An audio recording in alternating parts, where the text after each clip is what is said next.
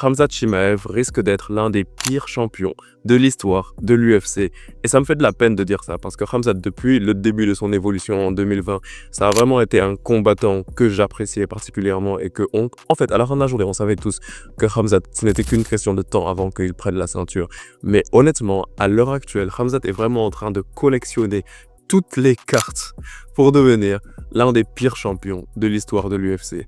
Et je sais que c'est un truc qui vous plaît absolument pas, le fait que je vous dise ça, parce que j'en avais parlé dans ma dernière vidéo, je vous avais parlé d'un point qui faisait que Khamzat, ce sera vraiment pas un bon champion. Et après, ça vous met vraiment tombé dessus, genre vous avez commencé à raconter, à me dire que je connais rien en MMA et tout. Du coup, je me suis dit qu'aujourd'hui, je vais juste me poser, étant donné que mes émotions se sont un petit peu calmées, parce que j'avoue que ma vidéo d'hier a été un petit peu poussé genre par le cœur, tu vois. Alors là, ça m'avait énervé parce que je savais que Dricus, c'était un champion bien plus intéressant que Khamzat. Et on va un petit peu faire cette comparaison un petit peu plus tard dans la vidéo. Selon moi, pourquoi est-ce que Dricus était un meilleur champion que Khamzat Chimaev? Donc, salut tout le monde, ici Aliou de la Zone et on se retrouve dans une nouvelle vidéo dans laquelle je vais vous expliquer aujourd'hui pourquoi est-ce que selon moi, Khamzat Chimaev, ça risque pas d'être un très bon champion. Et honnêtement, cette vidéo elle risque de durer assez longtemps et je connais pas encore la durée exacte de cette vidéo, mais il y a vraiment plein de trucs dont on va parler parce qu'on va d'abord parler de pourquoi est-ce que Khamzat, ce sera très probablement un mauvais champion. Et pour parler de ça, il va falloir que l'on analyse quelques points particulièrement. Le premier point qui va vraiment être important à prendre en compte pour savoir est-ce que ça risque d'être un bon champion ou un mauvais champion, ça va tout simplement être le divertissement, le côté ennui, le côté est-ce que c'est un combattant qui est divertissant et tout. Ça, c'est un point que je trouve qui est quand même important, bien qu'il y a plein de gens qui me disent qu'en fait, moi, je suis juste un MMX parce que j'aime trop les combats divertissants. Je suis désolé d'aimer les combats divertissants. Je suis désolé. Je suis désolé d'avoir apprécié un champion comme Alex Pereira. Et même par rapport à cela, on va en parler un petit peu plus tard. Et après le point divertissement, on va parler de l'activité. Parce que selon moi, si tu as envie d'être un bon champion quand même, il faut que tu sois actif. Pourquoi est-ce que les gens ils ont kiffé des champions comme Alex Pereira, Alex Volkanovski, Israel Adesanya? Parce que c'était des champions qui étaient actifs. Et le dernier point dont on va parler après ça, c'est tout simplement la compétition qu'il y a en face de Khamzat. Parce que un gros problème qu'il y a par rapport à Khamzat, c'est qu'il est trop fort.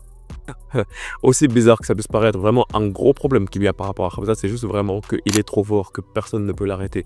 Et après avoir parlé de tout cela, je vais essayer de vous présenter certains combattants qui, selon moi, pourraient avoir, je dirais, la plus grande chance de battre Khamzat, même si selon moi, à l'heure actuelle, Khamzat est quasiment imbattable.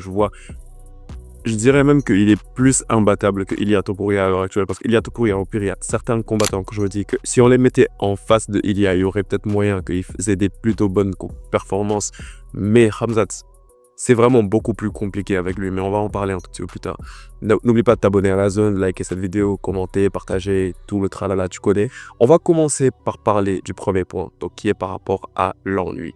Donc par rapport à l'ennui, genre j'ai vraiment pris plusieurs notes parce que j'ai un aparté à faire d'abord, parce que après que j'ai posté ma vidéo de hier par rapport à Khamzat Chimaev, il y a vraiment beaucoup de gens qui sont venus me parler en me disant que je connais absolument rien au MMA, tout simplement parce que je n'avais pas apprécié la performance, parce que j'avais taxé cette performance d'ennuyeuse. Donc il faut que je te rappelle un petit peu le combat, comment est-ce qu'il s'était passé. Du coup, bon, ce combat, je peux vraiment te le résumer de manière aussi rapide, c'est vraiment pas la peine que je passe round par round.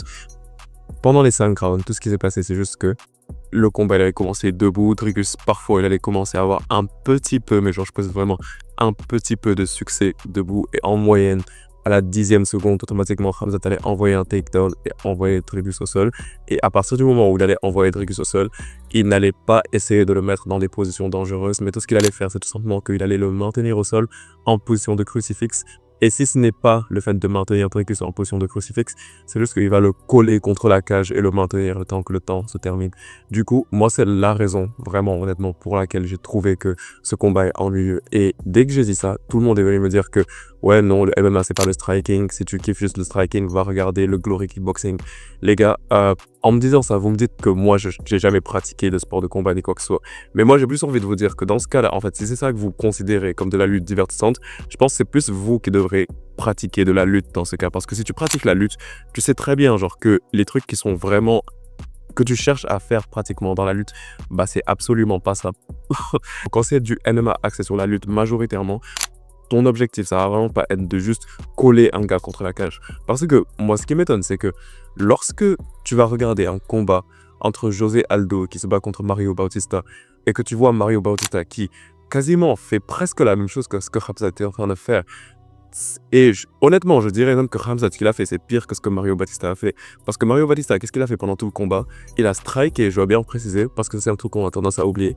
Il a striké contre José Aldo. Et pendant tout le reste du combat, tout ce qu'il faisait, c'est juste qu'il allait juste, même pas faire un takedown, il allait juste prendre José Aldo et le coller contre la cage. Et il l'a juste maintenu contre la cage pendant quasiment tout le combat. Et après ça, Mario Bautista, c'est devenu l'un des combattants les plus détestés. La majeure partie des gens qui me commentent à l'heure actuelle, genre que, en fait, je connais rien au MMA parce que je n'apprécie pas la lutte et que Khamzat, tout ce qu'il a fait, c'est juste une domination en termes de lutte sur Dricus du Plessis. Un Dricus qui était totalement impuissant et qui pouvait absolument rien faire. Ces mêmes personnes, ils étaient en train de critiquer Mario Bautista pour avoir fait exactement la même chose que ce que Khamzat a fait. Du coup, est-ce que c'est juste que vous préférez Khamzat à Mario Bautista? Bah oui, c'est très clairement le cas. Je peux te donner plein d'autres exemples par rapport à ça. Je peux également te donner l'exemple de MVP lorsqu'il se battait contre Ian Gary. Bah tu peux très clairement voir que tout le monde était en train de tomber sur Ian Gary pour avoir mis MVP au sol et pour l'avoir gardé au sol. En plus que selon moi, Ian Gary, il a eu une bien meilleure performance si on parle en termes de divertissement que Khamzat Chimaev. Parce que MVP, Ian Gary, pardon, je veux dire, au moins lui, il était en train d'essayer de chercher le finish. Au moins, il était en train d'essayer de terminer MVP à chaque occasion possible. Mais à contrario, Khamzat, il s'est tout simplement dit que tout ce qu'il va faire, c'est juste le maintenir au sol et genre s'en arrêter là. Et un truc qui me fait peur par rapport à ça, et genre c'est vraiment la raison pour laquelle je fais 2 vidéos sur le sujet, comme tu peux le voir, bah c'est tout simplement que ça c'est pas un truc d'une fois, tu vois, parce que c'est vraiment la première fois que l'on voit Khamzat se battre sur 5 rounds. Khamzat, il sait que c'est un combattant de 3 rounds. Du coup, étant donné que Khamzat, il est vraiment bien meilleur que tous les autres combattants de la catégorie en termes de lutte et que personne ne peut le prendre en termes de lutte, et je pense même qu'on pourrait dire que Khamzat est le meilleur lutteur de l'histoire de l'UFC au-dessus de Khabib, bah tout ça, ça fait vraiment que Khamzat, il n'a vraiment plus du tout à prendre de risques à l'heure actuelle. Du coup, ça veut dire que c'est la raison pour laquelle moi, je ne mentionne pas ça tout simplement par rapport à Du Plessis, bien que certes, je préférais Du Plessis et que j'aurais voulu voir Du Plessis rester champion pour déjà le fait que selon moi, Du Plessis, il est bien plus divertissant que Khamzat, et en plus du fait que Du Plessis, il était actif et que Du Plessis, il a eu un règne qui est vraiment très sous-coté. Et moi, c'est vraiment l'une des raisons pour lesquelles je voulais que Dricus il reste champion. Mais en plus de ça, c'est tout simplement que je sais que Dricus, s'il restait champion, il aurait eu des performances qui seraient parties à la guerre quasiment à chaque combat. Tandis que Khamzat, bah lui, à présent, maintenant, peu importe l'adversaire qu'on va lui envoyer, il aura juste un seul game plan et ce ne sera plus du tout le game plan qu'il nous avait montré à l'époque. C'est-à-dire le game plan du combattant qui est super divertissant, qui vient et qui te termine d'un coup. Mais à présent, ça va tout simplement être le fait de maintenir un adversaire au sol, lui mettre un crucifix et le garder jusqu'à la fin du combat. Du coup, oui, tu peux me traiter de MMX si j'aime voir des finishes. C'est comme tu veux. En tout cas, moi, je sais que j'apprécie bien voir des finishes. Je sais que j'ai bien apprécié un champion comme, je dirais même pas tout simplement Alex Pereira, mais même Adesanya, alors qu'il n'avait pas que des finishes également. Bon, après, Adesanya, ça dépend aussi. Adesanya, il y avait quelques moments dans lesquels il était ennuyeux, mais même à la rigueur, je me dis que ça allait, quoi, à un certain moment. Mais le fait de voir un Khamzat Chimaev, que pendant tout le combat, maintenant, tout ce que tu vas voir, c'est même pas que des crucifixes, mais juste prendre un adversaire, le coincer contre la cage et le maintenir. Alors qu'il y a un an, tout le monde était en train de tomber sur Belal Mohamed pour exactement la même chose. Mais c'est là que je trouve qu'il y a un problème, parce que, en fait, on a le droit de critiquer tous les combattants, j'ai l'impression, sauf 2 combattants qui sont Khamzat Chimaev et Khabib Nurmagomedov. Et ça, c'est un truc que j'avais remarqué par rapport à la communauté de MMA. Maintenant, oui, donc je suis juste en train de checker mes quelques notes rapidement. Oui, un autre truc qui m'avait dérangé par rapport à ça et qui fait vraiment que hier, j'étais vraiment aussi émotif par rapport à cela, c'est le fait que c'était censé être le combat de l'année. C'était vraiment censé être le combat de l'année. Et après, je sais qu'il y a certaines personnes qui sont contentes parce qu'elles disent que oui, toi, en fait, t'as pas les bons yeux, genre toi, t'as pas compris ce qui s'est passé. Khamzat, il a juste fait une masterclass sur Dricus du Plessis. Il a totalement annulé tout le style de combat de Dricus du Plessis. Bah oui, c'est vrai, il l'a fait. J'avoue, il n'y a pas un round que Dricus du Plessis a gagné. Mais n'empêche que c'était une performance ennuyeuse. Et je suis un fan de lutte. Honnêtement, les gars, je suis un fan de lutte. Je pratique de la lutte depuis vraiment un moment maintenant. J'apprécie bien la lutte.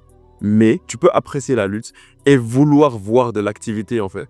Et je te parle même pas particulièrement d'un finish. Honnêtement, il y a plein de combats de lutte que tu peux regarder qui sont divertissants sans finish en fait. Et moi, j'ai juste remarqué que Khamzat, il n'a quasiment rien fait, genre qui pourrait mener à un finish. Regarde par exemple le combat qu'il y a eu entre Movsar Evloev et Aljamain Sterling. Ça, c'était une performance phénoménale de lutte, sans finish, mais c'était un combat que tu peux regarder et re-regarder et juste sans t'en lasser, tu vois. C'est le genre de performance que l'on a envie de voir. T'as pas envie de voir un combattant qui maintient juste un autre combattant contre la cage. Et je sais que si t'es quelqu'un qui regarde la lutte et que t'es pas juste un gars alors, qui fait le vrai fan de EOA, qui fait le fan hardcore, si tu pratiques de la lutte et si tu regardes de la lutte, tu vas même savoir que ça met un petit peu de l'ombre sur le vrai sport qu'est la lutte. Le fait de juste maintenir un adversaire contre le sol ou contre la cage et ne faire absolument rien. Tu sais que ça, c'est quelque chose qui est juste dégradant pour la lutte en tant que tel. Mais bon, ça, c'était par rapport au premier point, donc, qui était par rapport à l'ennui.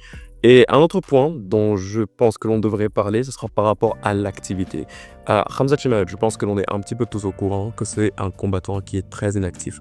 Et honnêtement, je n'ai jamais vu, depuis que je regarde l'UFC, un contender qui était inactif et que, comme par hasard, dès qu'il est devenu champion, il est devenu actif. Du coup, Khamzat nous a habitués à se battre une fois par année. On n'a pas à s'attendre à le voir se battre 2 fois par année, honnêtement. Et là, c'est même pas tout simplement par rapport aux problèmes immunitaires qu'il a eu ou bien les problèmes de visa qu'il a eu, bien que maintenant il ait son visa. Khamzat, c'est juste pas un combattant actif, à part vraiment lors de sa première année en 2020. Après ça, Khamzat, il a juste commencé à ralentir. Et à l'heure actuelle, même en interview, il avait précisé qu'il n'a plus vraiment trop à être un combattant actif parce qu'il a vraiment de l'argent maintenant. Maintenant, il lui faut juste quelques money fights. Et bah, moi, je me dis qu'il va se battre une fois par année, étant donné qu'il est riche. Il n'a pas besoin de se battre environ chaque 2-3 mois. Et en fait, ça, c'est le genre de choses qui te font juste estimer un combattant, je dirais même pas comme Dricus du Plessis, mais comme Merab. Regardons Merab pendant 2 secondes.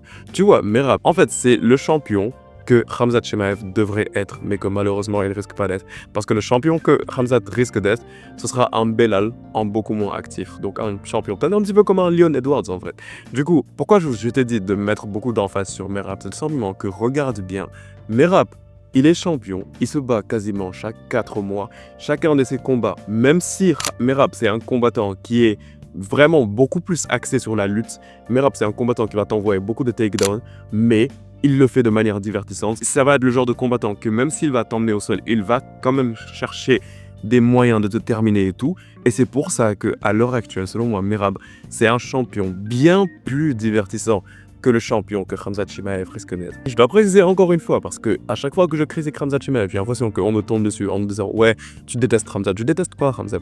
Khamzat, honnêtement, ça a été l'un de mes combattants préférés depuis 2020. Bon après, à partir du moment où il commençait à rater la pesée et genre quasiment à chaque fois pull-out de combat et tout, certes ça a fait que ce n'est plus mon combattant préféré.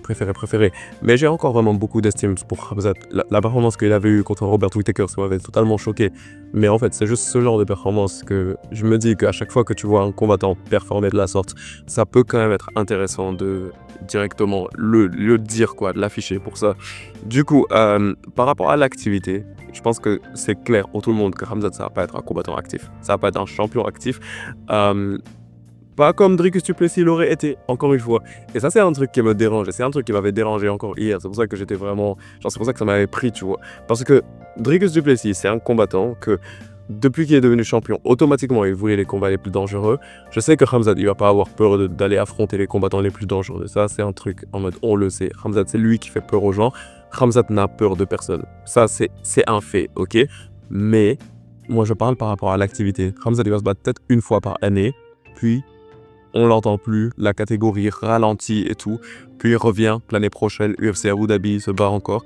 Et c'est tout. Et le truc qui me fait de la peine par rapport à ça, c'est que Khamzat, il ne prend quasiment aucun dégât dans ses combats. Du coup, il aurait pu être un champion tellement actif.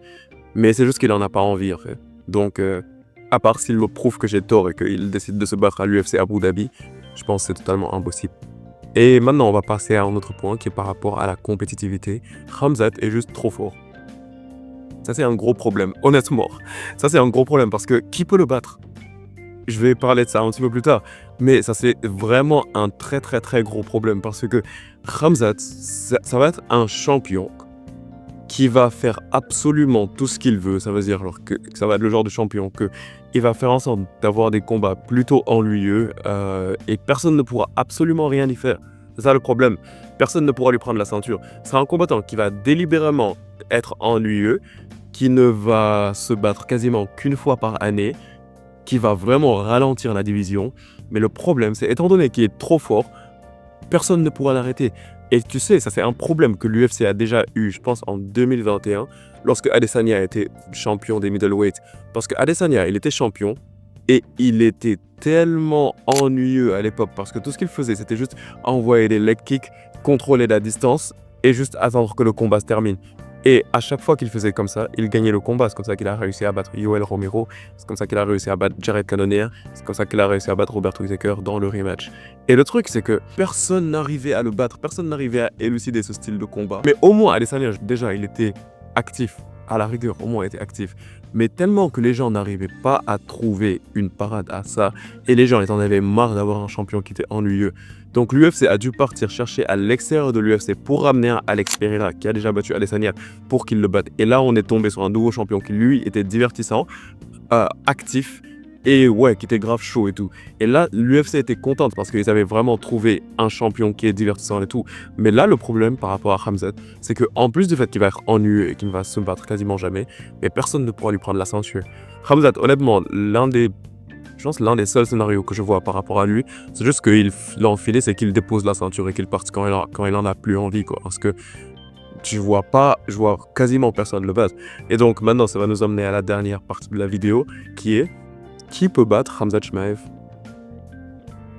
Quasiment personne, honnêtement. Donc je vais te parler de quelques combattants qui peuvent avoir certaines chances. On va passer du combattant qui a le moins de chances au combattant qui a le plus de chances de battre Khamzat Chimaev.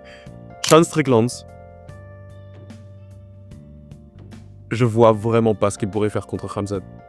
Honnêtement, je vois vraiment pas ce que Sean Strickland pourrait faire contre Khamzat.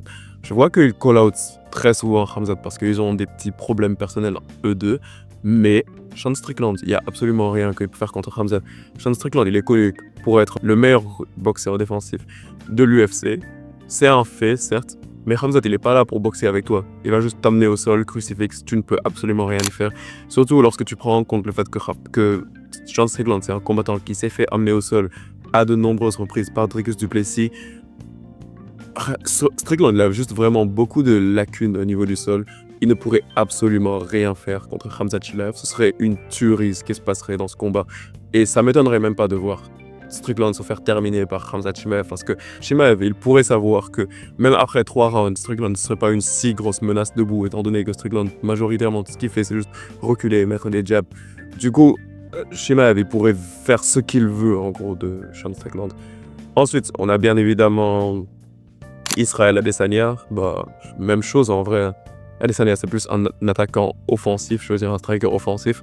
Mais Dricus, il ferait Strickland, je veux dire plutôt Khamzat, désolé, il ferait absolument ce qu'il voudrait de Israel Adesanya. Il le ferait se promener en laisse.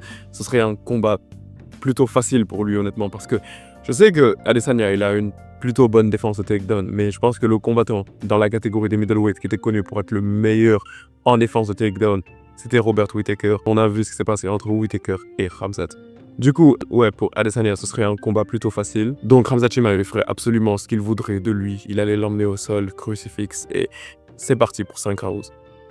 Le prochain combattant, c'est Caio Borralho. Caio Borralho, on sait qu'il a une lutte qui est plutôt bonne. Il a un plutôt bon jiu-jitsu, il a un plutôt bon striking. Mais honnêtement, même lui, je le vois pas vraiment faire grand-chose contre Khamzat Chimaev. Selon moi, ça risque également d'être un combat qui va se passer exactement de la même façon. Et c'est ça qui est flippant, parce que peu importe l'adversaire que tu vois juste le même scénario se passer.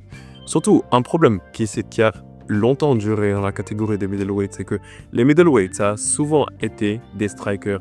Et c'est pour ça que si tu leur envoies un combattant comme ça à l'heure actuelle, ils n'y peuvent absolument rien. C'est comme Khabib à l'époque des lightweights. Les lightweights, ils ont toujours été connus pour être des strikers.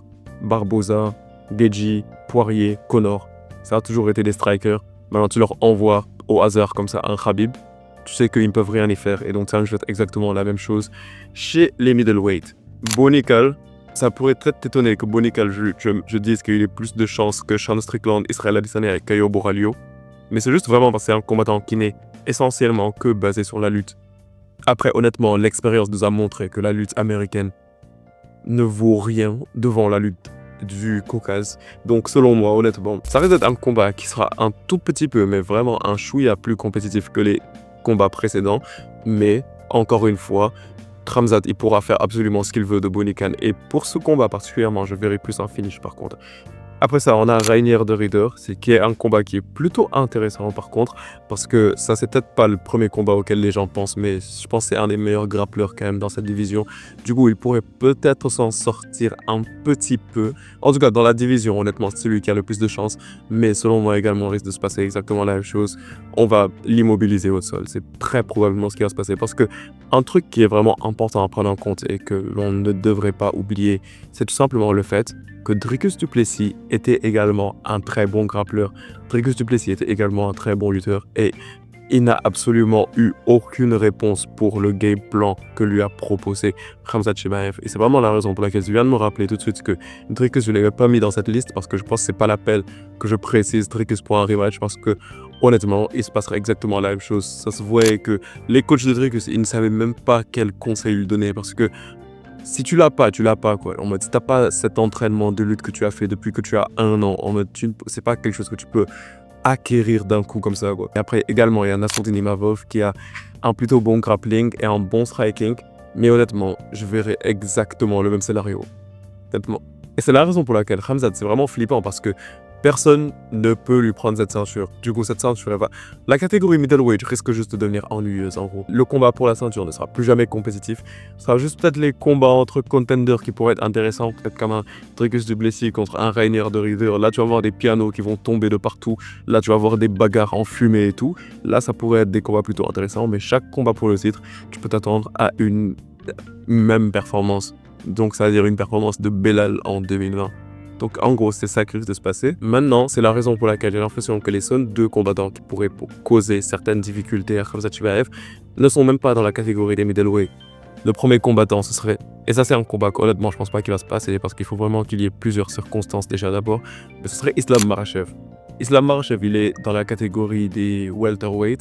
Du coup, il faudrait déjà que Islam Makhachev batte JDM pour affronter... Khamzat Chimaev. Du coup, pour le coup, ce serait Khamzat qui descendrait de catégorie pour aller affronter Islam Makhachev. La raison pour laquelle je te dis que ça serait compliqué, ce serait que déjà, comme je viens de te le dire, il faudrait que l'Islam gagne son combat. Et je sais que tout le monde est en train littéralement de faire comme si JDM c'était juste celui qui tient la ceinture le temps que Islam vienne, alors que JDM c'est quand même un combat qui est assez compliqué. Et après ça, il faudrait quand même que Khamzat ait au moins 3 défenses de titre avant de descendre de catégorie. Parce que oui, faudrait pas oublier que, genre en mode, avant de changer de catégorie, il faut déjà que tu aies quelques défenses de titre. Donc ça, c'est un truc à prendre en compte du coup. Peut-être après 4-5 combats, là, ce combat pourrait se passer. Mais c'est un truc que, comme je te l'ai dit, c'est impossible. Parce que Islam Makhachev, je pense pas qu'il a plus de 3 combats qui lui restent. Du coup, moi je me dis que c'est un combat qui risque pas de se passer. Mais si ça devait se passer, ça pourrait être un combat plutôt intéressant. Peut-être que tu seras pas d'accord avec moi, mais je verrai Islam gagner ce combat. Je me dis que Islam est beaucoup plus complet et qu'il y a un sol vraiment... Peut-être le meilleur sol de l'UFC. Donc, oui. Ou bien peut-être vraiment un tout petit peu moins bon que celui de Khamzat, mais il pourra vraiment bien lutter contre lui. Surtout que Islam également, il est massif. Et que Khamzat, il sera un petit peu moins massif en ce cas. Maintenant, le combattant que selon moi, il a le plus de chances de le battre, c'est Magomed Ankalaev. C'est peut-être pas celui auquel tout le monde pense, mais selon moi, l'avantage de taille qu'il aura est vraiment le fait qu'il est un combattant qui est bien plus lourd. Ça pourra mettre des difficultés à Khamzat Chimaev, étant donné que Khamzat, il utilise vraiment sa physicalité sur toi et que c'est vraiment un gros avantage qu'il a. Et Magomed Ankalaev, c'est bien évidemment, tu sais qu'il a une bonne lutte, même s'il ne l'utilise pas très souvent. Mais en plus d'avoir une très bonne lutte, il a un super bon striking. Du coup, si Khamzat, il reste debout, il aura vraiment beaucoup de difficultés. S'il part au sol également, il y aura vraiment beaucoup de difficultés. Donc en tout cas, selon moi, les seuls 2 combattants qui peuvent avoir une certaine chance de battre Khamzat, et même là, c'est pas vraiment totalement acquis, ce serait tout simplement Magomed Ankalaev et Islam Makhachev. Mais hormis cela, les gars, la division des middleweight, ils sont vraiment dans la merde parce que, à part si Khamzat prend sa retraite, honnêtement, personne ne le bat à l'heure actuelle. Et ça pouvait se voir dans le visage des gens qui étaient dans la catégorie des middleweight et qui étaient en train de voir les performances que Khamzat était en train d'avoir lorsque il était en train de démonter Dricus du Plessis. Tu pouvais le voir sur le visage de Caio Borralho. Mais en tout cas, dis-moi ton avis par rapport à cela dans les commentaires. Donne-moi ton avis par rapport au règne que Khamzat Chimaev va avoir. N'oublie pas de liker cette vidéo, de la partager à un pote et de t'abonner à la zone. Et on se capte très bientôt pour une prochaine vidéo, la famille. Peace out.